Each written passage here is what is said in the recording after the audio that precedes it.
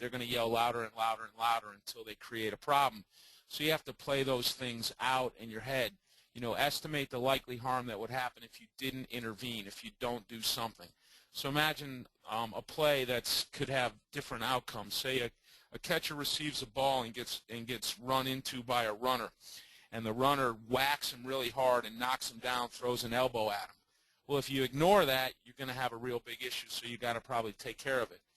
If there's a train wreck, two guys bump into each other, and they bump into each other because the ball and them arrived, and they both pick each other off, pat each other on the back, say, nice play, we could play that through and say something different might happen. So that's kind of what we're trying to do is, if you ignore this, what do you think is going to happen?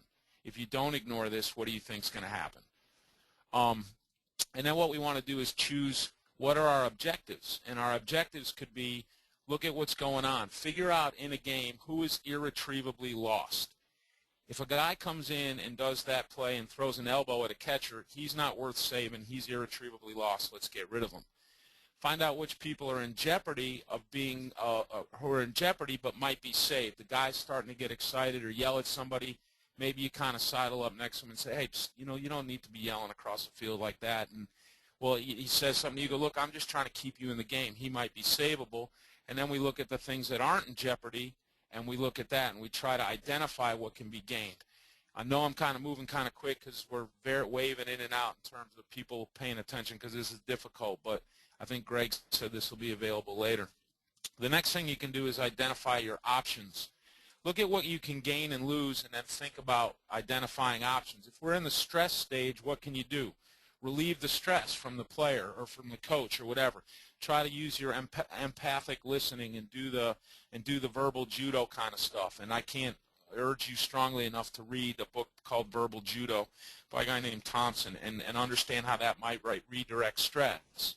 If you do have a breach, a guy is hollering at something, can you shut it down without making it expand?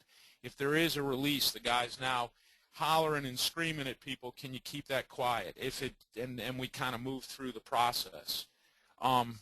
Then the next thing you want to do is, what's your best option? Once you've determined where this thing might go, what's your best option? And when we do that, even in a hazardous materials incident, we got to think about our legal requirements to respond. Well, we have the same thing in baseball.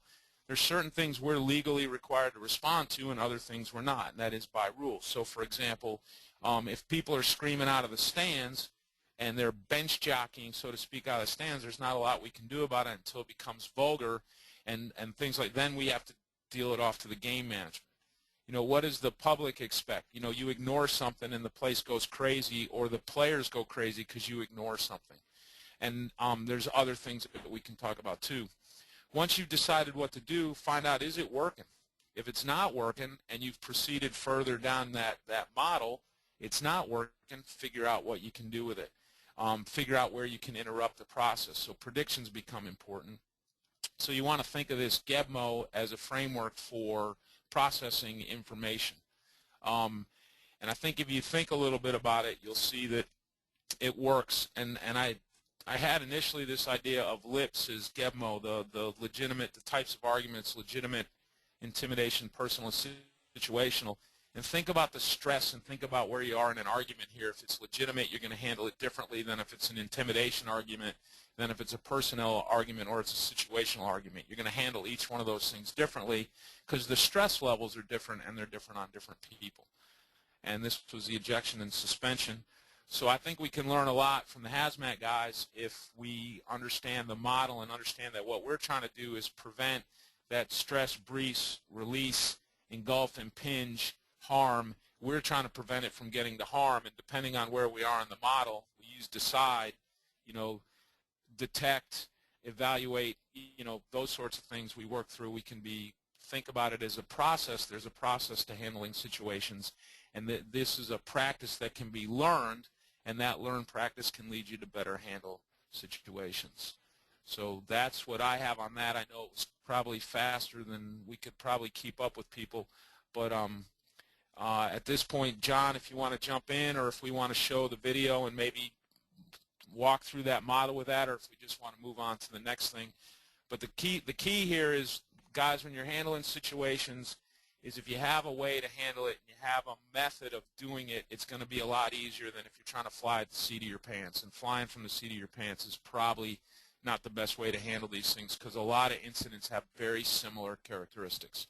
And that was kind of the point I was trying to make.